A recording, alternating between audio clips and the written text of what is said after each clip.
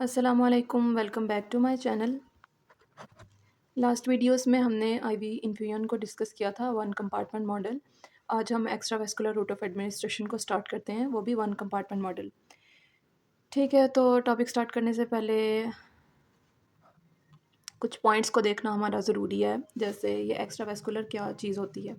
तो हम vascular root के अलावा यानी आईवी रूट के अलावा कोई और रूट इस्तेमाल करते हैं तो वो हमारा जो है एक्स्ट्रावेस्कुलर रूट कहलाता है। फॉर एग्जांपल हम ओरल रूट इस्तेमाल करते हैं। ठीक है, अब वो ओरल सॉलिड डोजेज फॉर्म्स हो सकती हैं, जैसे टैबलेट या कैप्सूल यूज़ करें, या फिर लिक्विड डोजेज फॉर्म्स हो सकती हैं, जैसे सिरप्स और सस्पेंशन इस्तेमाल की जाते हैं।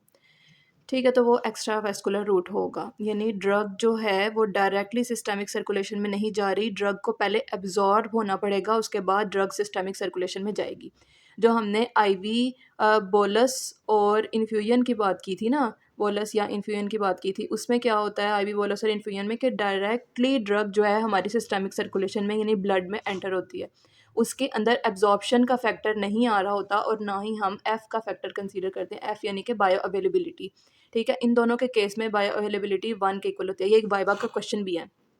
ठीक है कि बायो अवेलेबिलिटी जो हम आईवी ड्रग दे रहे होते हैं उसकी कितनी होती है, 100% होती है, या उसमें एफ़ की वैल्यू जो है वो 1 के इक्वल होती है। जबकि जो एक्स्ट्रा वेस्कुलर रूट है, फॉर एग्जांपल ओरल रूट है, उसमें बायो अवेलेबिलिटी 100% नहीं होती, वो कुछ ना कुछ उसके अंदर कमी आ जाती है, किसी भी वजह से ड्रग ठीक से एब्जॉर्ब नहीं हुई या उसका फर्स्ट पास इफेक्ट आ गया, वट।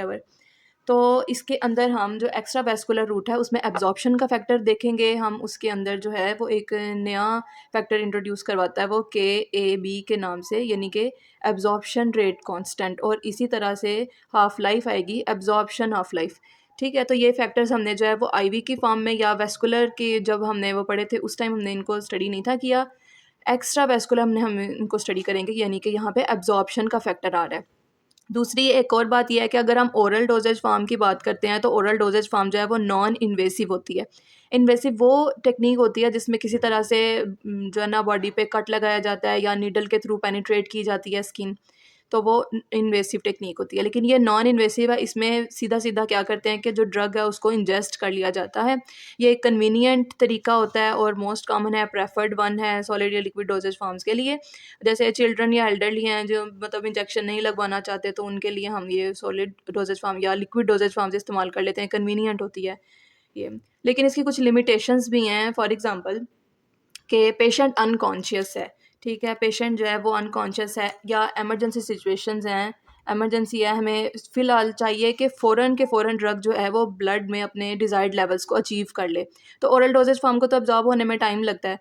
ठीक है, तो इस वजह से इमरजेंसी की फॉर्म में, या फिर अगर ये पेशेंट जो है वो अनकॉन्शियस है पेशेंट, वो नहीं ओरल डोजेज फॉर्म ले सकता, या फिर हमारी जो ड्रग है वो डिग्रेड हो जाती है in the GIT. For example जो हमारी प्रोटीनिशियस ड्रग्स होती हैं लाइक इंसुलिन है, तो वो क्या करते हैं, अगर हम उसको ओरली लें तो उसकी डिग्रेडेशन हो जाती है। ठीक है, तो उस केस पे भी हम जो है ना वो नहीं लेंगे। या एक ड्रग है उसकी बहुत ज़्यादा फर्स्ट पास इफेक्ट हो जाता है, तो उसके डिज़ायर्ड लेवल ही बॉडी में अचीव नहीं होते, तो उसके लिए भी उसको किसी और रूट के थ्रू देना पड़ेगा, हम वेस्कुलर रूट के थ्रू नहीं दे सकते। दैट्स इसके कुछ अजम्पशंस हैं।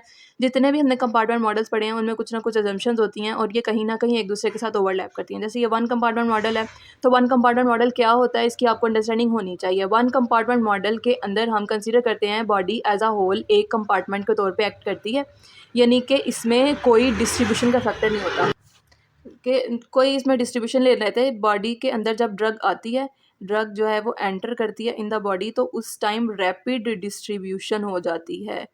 ठीक है, ये बात हमने पहले भी देखी थी, इसको हम एक दफ़ा रिवाइज करें। ठीक है, रैपिड डिस्ट्रीब्यूशन हो जाती है उस ड्रग की इन द बॉडी जब ड्रग एंटर होती है। तो ये हमारे वन कंपार्टमेंट मॉडल मतलब उसमें कंसीडर करते हैं कि body body as a whole एक कंपार्टमेंट के तौर पे एक्ट कर रही है। एब्जॉर्प्शन भी होगी इसमें, क्योंकि ये एक्स्ट्रा वैस्कुलर है और वो फर्स्ट ऑर्डर काइनेटिक्स को फॉलो करेगी, और पैसिव डिफ्यूजन होगी इसमें, उसको फॉलो करेगी। कोई मेटाबॉलिज्म नहीं हो रहा, यानी कि ड्रग जो है वो अनचेंज्ड फॉर्म में रहेगी, अनचेंज फॉर्म में बॉडी से एक्सक्रीट होगी। मॉनिटरिंग हम जो है वो ब्लड के अंदर कर रहे हैं। फिर इसके कुछ फार्माकोकाइनेटिक पैरामीटर्स हैं जिनको हम देखेंगे। Amount of drug in the body at time T, concentration of drug in plasma at time T, elimination rate constant, absorption rate constant, ये एब्जॉर्प्शन हाफ लाइफ है, इसी तरह से एलिमिनेशन हाफ लाइफ होगी। ये हमारे पास लैग टाइम है, टी नॉट जो है volume of distribution, maximum time या time required to achieve maximum plasma drug concentration, और ये मैक्सिमम प्लाज्मा ड्रग कंसनट्रेशन है हमारे पास। ठीक है, तो ये कुछ फार्माकोकाइनेटिक पैरामीटर्स हैं हमारे पास। स्टार्ट करते हैं हम अमाउंट ऑफ ड्रग से। अब ये जो आपके पास आगे जितने कंपार्टमेंट मॉडल्स हैं, इनकी एक तो आपने बेसिक कंसेप्ट्स लेने हैं, दूसरा इनके मेन फार्मूलाज करने हैं। डेरिवेशन चाहे आपको याद ना हो, लेकिन आपने मेन फार्मूलाज जो है उनको फोकस करना है और उनको हाथ से जाने नहीं देना, उनको छोड़ना नहीं है। ठीक है, तो अब फॉर एग्जांपल पहले हम इसका जो है ना वो ग्राफ देख लेते हैं। टिपिकल रेक्टिलिनियर प्लॉट इसका किस तरह से होता है। अब हम डोज के लिए प्लॉट ले रहे हैं, डोज के लिए ग्राफ बना रहे हैं, तो ज़ाहिर है इसमें वाई एक्सिस पे डोज ही आएगी और एक्स एक्सिस पे जो है वो टाइम आ रहा है। क्या होता है कि जब ओरल डोजेज फॉर्म दे रहे हैं, तो पहले ड्रग जो है वो ज़ीरो पे है, उसकी कंसनट्रेशन या उसकी अमाउंट बॉडी में ज़ीरो पे है। आहिस्ता आहिस्ता वक्त गुजरने के साथ साथ वो ड्रग के लेवल्स जो हैं वो इंक्रीज़ करते करते करते करते एक सर्टन लेवल अचीव कर लेते हैं। अब ये वाला जो हिस्सा है कि जिसमें ड्रग एंटर हो रही है इनटू द ब्लड या ड्रग एब्जॉर्ब हो रही है, तो इस जगह पे जो एब्जॉर्प्शन रेट कांस्टेंट के ए है वो ज़्यादा होता है देन एलिमिनेशन रेट कांस्टेंट। ठीक है, इस पोर्शन पे। अब ये वाली जो पीक आती है यहाँ पे, जो एब्जॉर्प्शन रेट कांस्टेंट है वो इक्वल होती है एलिमिनेशन रेट कांस्टेंट के, और ये इसके बाद जो अमाउंट ऑफ ड्रग डिक्लाइन कर रही है इन द बॉडी, तो क्या होता है इधर कि जो एब्जॉर्प्शन रेट कांस्टेंट है वो कम होता है as compare to elimination rate constant. ठीक हो गया, तो ये हमारे पास जो इसका ग्राफ आ जाएगा। इसका फार्मूला अगर हम देखें तो कुछ यूँ है, एक्स इंटू टी यानी amount of drug in the body at time T is equal to K A absorption rate constant into x naught divided by k a यानी absorption rate constant minus elimination rate constant multiply by e की power minus k t minus e minus k a t। ठीक हो गया। अब हम अगर बात करें कि जब हम ये ड्रग लेते हैं एक्स्ट्रा वेस्कुलर, तो उस टाइम हम एक और फैक्टर इंट्रोड्यूस करवाते हैं जो बायो अवेलेबिलिटी का फैक्टर होता है, जिसको हम एफ से रिप्रेजेंट करते हैं। ठीक है, क्योंकि ड्रग जिस हिसाब से एब्जॉर्ब होगी उस हिसाब से उसकी जो है वो बायो अवेलेबिलिटी हो जाएगी, तो ये एफ का फैक्टर भी यहाँ पे हम कंसीडर करते हैं।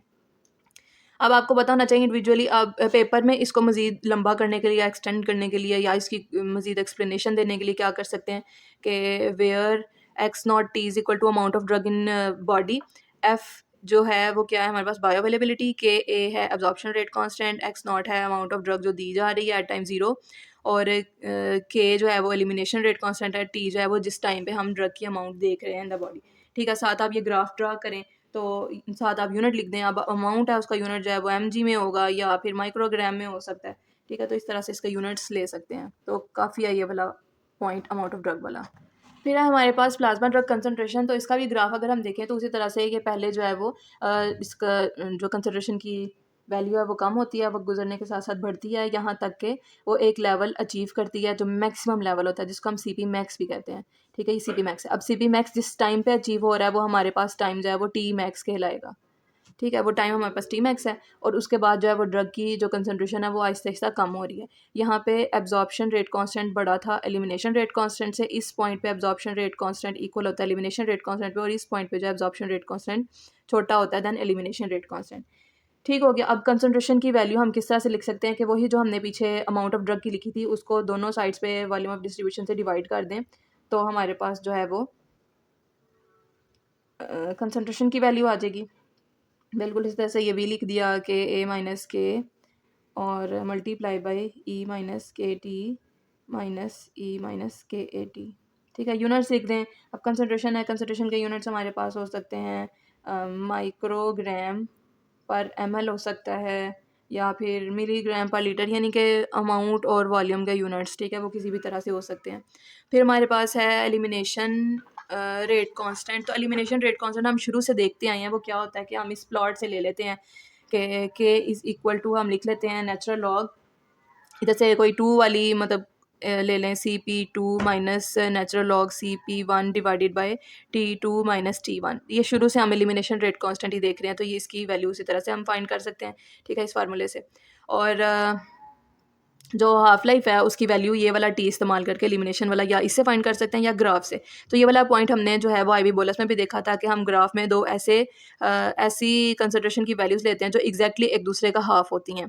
ठीक है, लेट्स सपोज़ एक आपने जो है ना वो 20 ली, तो एक उसका हाफ़ जो है वो 10 ले ली, ठीक है। फिर उस पे आप देखते हैं कि क्या टाइम आ रहा है, यूँ करके, ठीक है। इन कंसिडरेशंस पे नीचे एक्स्ट्रापोलेट करके देखते हैं कि टाइम क्या आ रहा है। तो इन 2 टाइम पॉइंट्स जो हैं, फॉर एग्ज़ाम्पल ये T1 है और ये T2 है, इनके दरमियान का डिफ़रेंस लेंगे तो वो हाफ़ लाइफ़ आ जाएगा, ठीक है। तो ये वाला हम ग्राफ से भी इस तरह से फाइंड कर सकते हैं।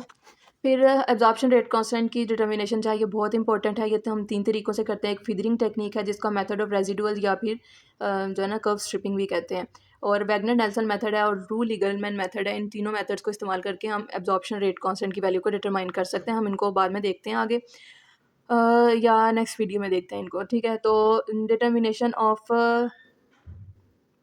एब्ज़ॉर्प्शन हाफ लाइफ, ठीक है। तो या ये फार्मूला इस्तेमाल करते हैं जिसमें एलिमिनेशन जो एब्ज़ॉर्प्शन रेट कांस्टेंट को इस्तेमाल करेंगे, या इसको एब्ज़ॉर्प्शन की हाफ लाइफ फाइंड करने के लिए, या हम उसके ग्राफ से फाइंड करेंगे, ठीक है। जब उसका ग्राफ आएगा तो तब हम देख भी लेंगे। कर्व स्ट्रिपिंग मेथड से पहले उसका ग्राफ ड्रा करते हैं, और फिर उस ग्राफ से जिस तरह हमने पीछे देखा ना कि 2 वैल्यूज़ ले लेते हैं और उनके दरमियान डिफरेंस ले लेते हैं, तो इस तरह से आप इसको लिख सकते हैं। यही वाले पॉइंट मैंने आपको बोलस में भी बताए थे, तो सेम वही वाले पॉइंट्स आप लिख के बस आपने ग्राफ जो है वो ये इधर मेथड ऑफ रेजिडुअल से जो आएगा ना उसको यूज़ करना है।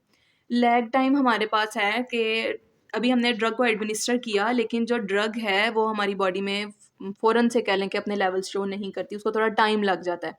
तो जो उसको टाइम लग जाता है बॉडी में अपनी कह लो कि कंसंट्रेशन शो करवाने के लिए कि मैं आ गई हूँ बॉडी में, तो वो लैग टाइम कहलाती है। मैंने बहुत ही कॉमन और लेमैन लैंग्वेज में आपको इस बारे में बताया, ठीक है। लैग टाइम क्या है? Indicates that absorption did not start immediately following administration of drug, यानी कि ड्रग की एडमिनिस्ट्रेशन की है आपने, तो इमीडिएटली उसकी एब्जॉर्प्शन नहीं हुई, ठीक है। Absorption did not start immediately after administration of drug, ठीक है। और एडमिनिस्ट्रेशन आपने किस रूट के थ्रू की थी? बाय ओरल रूट या एनी अदर एक्स्ट्रावेस्कुलर रूट। अब रीजंस क्या होते हैं लैग टाइम के हमारे पास? रीजंस में हो सकता है कि अब ड्रग की अब कंसंट्रेशन नहीं आ रही। कंसंट्रेशन क्यों नहीं आ रही? हो सकता है ड्रग जो है वो रिलीज़ ही ना हुई हो अपने जो ड्रग प्रोडक्ट है उससे, ठीक है। कह लो कि उसकी टैबलेट की डिसइंटीग्रेशन में मसला आ गया कि डिसइंटीग्रेट नहीं कर रही, डिसइंटीग्रेशन जो है वो उसकी नहीं हो पा रही, या फिर ड्रग जो है वो बहुत ज़्यादा स्लो रिलीज़ हो रही है, स्लो रिलीज़ है, या वो है ही मॉडिफाइड रिलीज़ है, मॉडिफाइड रिलीज़ है हमारे पास, उसकी वजह से हो सकता है। या फार्मूलेशन ही हमारी ठीक नहीं है, ठीक है, पुअर फार्मूलेशन है उसकी, इस वजह से लैग टाइम आ रहा है उसका। या फिर कोई फिजियोलॉजिकल फैक्टर्स आ सकते हैं, जैसे कोई गैस्ट्रिक एम्पिटिंग टाइम का मसला आ जाएगा, इस तरह से। अब लैग टाइम हमारे पास 2 तरह का होता है, एक होता है हमारे पास पॉजिटिव लैग टाइम और एक होता है हमारे पास नेगेटिव लैग टाइम, ठीक है। तो अब ये पॉजिटिव और नेगेटिव लैग टाइम क्या होता है? ज़्यादातर हम पॉजिटिव लैग टाइम को ऑब्ज़र्व करते हैं। क्या होता है कि अब ये जो था हमारे पास ग्राफ, उसमें यहाँ से स्टार्ट हो रही थी ना ड्रग की मतलब कंसंट्रेशन बढ़ना इस तरह से। लेकिन लैग टाइम पॉजिटिव वाले में क्या होता है, उससे थोड़ी देर लग जाती है, इतना को कलर टाइम लग जाता है। ये लाइन यहाँ पे लगी नहीं हुई, मैंने सिर्फ समझाने के लिए लगाई है। तो यूँ करके इतनी दूर जाके, यानी इतना टाइम गुजरने के बाद जो ड्रग है वो बॉडी में शो होना शुरू होती है कि भाई इसकी कंसंट्रेशन इंक्रीज़ हो रही है। तो ये होता है positive lag time. Negative lag time क्या होता है कि ड्रग कह लें कि यूँ महसूस होता है जैसे पहले से बॉडी के अंदर मौजूद थी। ज़ीरो से नहीं उसके लेवल स्टार्ट हो रहे, जैसे पहले से उसके लेवल्स मौजूद थे। ये हमारे पास होता है negative lag time. Positive lag time में तो ये वाले फैक्टर्स आ जाते हैं कि डिसइंटीग्रेशन नहीं हो पा रही, हो सकता है स्लो रिलीज़ हो सकता है पुअर फार्मूलेशन हो रही हो उसकी, ठीक है, इस तरह से, क्या फिजियोलॉजिकल फैक्टर्स आ रहे हो। नेगेटिव लैग टाइम में ये होता है कि ड्रग या तो पहले से मौजूद थी बॉडी के अंदर, हमसे कोई एरर हुआ, कोई मतलब हमसे कह लो कि डाटा पॉइंट्स वगैरह के अंदर हमने कोई गलती कर दी है, तो उस केस में जो है ना हमें नेगेटिव लैग टाइम मिलेगा। ये वाला जो क्वेश्चन है लैग टाइम के हवाले से, ये आपको वाइवा वॉइस में वो पूछते हैं, लैग टाइम पूछते हैं, उसकी टाइप्स पूछते हैं, रीजंस पूछते हैं, और फ्लिप फ्लॉप काइनेटिक्स पूछते हैं। फ्लिप फ्लॉप काइनेटिक्स वो होता है कि जिसमें एलिमिनेशन रेट कांस्टेंट जो है वो ज़्यादा होता है than absorption rate constant. Normally absorption rate constant ज़्यादा होता है एलिमिनेशन रेट कांस्टेंट से, ठीक है। जैसे नॉर्मल अगर हम देखें, यानी नॉर्मल अगर हम ग्राफ को देखें तो क्या होता है उसमें कि एब्जॉर्प्शन रेट कांस्टेंट ज़्यादा होता है, एलिमिनेशन रेट कांस्टेंट कम होता है। लेकिन जो फ्लिप फ्लॉप है, फ्लिप फ्लॉप काइनेटिक्स है, उस केस में क्या होता है कि हमारे पास कुछ इस तरह से, जो एब्जॉर्प्शन रेट कांस्टेंट है वो कम होता है और एलिमिनेशन रेट कांस्टेंट जो है वो ज़्यादा होता है, उसको ज़्यादा टाइम लग जाता है, वो ज़्यादा होता है। तो एक फ्लिप फ्लॉप ग्राफ जो है इसका AUC भी स्मॉलर होगा, AUC कहता है इसका स्मॉलर होगा, स्मॉलर AUC, और सी मैक्स भी इसका स्मॉल होगा। इसका सी मैक्स अगर हम देखें तो काफ़ी ऊपर जाके आ रहा है, इसका सी मैक्स जो है वो नीचे, सी मैक्स भी कहता है इसका स्मॉलर होगा। ठीक है, नेक्स्ट हमारे पास है अपेरेंट वॉल्यूम ऑफ डिस्ट्रीब्यूशन। कहता है अपेरेंट वॉल्यूम ऑफ डिस्ट्रीब्यूशन जो है हम प्लाज्मा से फाइंड नहीं कर सकते क्योंकि बायो अवेलेबिलिटी हमारी अननोन है। और अभी बोलस और इन्फ्यूजन में हमारे पास ये था कि बायो अवेलेबिलिटी 100% होती थी, तो हम इसको इजीली फाइंड कर सकते हैं। तो यहाँ पे जो वॉल्यूम ऑफ डिस्ट्रीब्यूशन का उसने फार्मूला दिया है तो उसको उसने डिवाइडेड बाय बायो अवेलेबिलिटी करके दिया है। ठीक है, लास्ट पॉइंट है हमारे इस टॉपिक का पीक टाइम। तो अभी हमने देखा कि ये जिस पॉइंट पे मैक्सिमम कंसंट्रेशन हमें अचीव होती है सी पी मैक्स, ठीक है, तो उस पॉइंट पे जो टाइम होगा वो हमारा टी मैक्स होगा। ठीक है, वो हमारा टी मैक्स होगा। अब इसको हम या तो ग्राफ से फाइंड कर सकते हैं, ये देखें ये ग्राफ से फाइंड हो गया कि ये वाला पॉइंट जो है हमारा टी मैक्स है। या हम फार्मूला लगा सकते हैं। फार्मूला क्या है हमारे पास, natural log absorption rate constant divided by elimination rate constant divided by absorption rate constant minus elimination rate constant. ठीक है, और जो मैक्सिमम कंसंट्रेशन है उसका भी हम जो है ना इस तरह से फाइंड कर सकते हैं, या तो ग्राफ से, ये वाले जो ग्राफ पे वैल्यू आ रही है वो मैक्सिमम कंसंट्रेशन है, या हम इसका फार्मूला लगा सकते हैं। फार्मूले में क्या होगा कि जो हमने एब्जॉर्प्शन उसकी कंसंट्रेशन का सिंपल फार्मूला पढ़ा है उसमें टी मैक्स लगा देंगे सिंपल।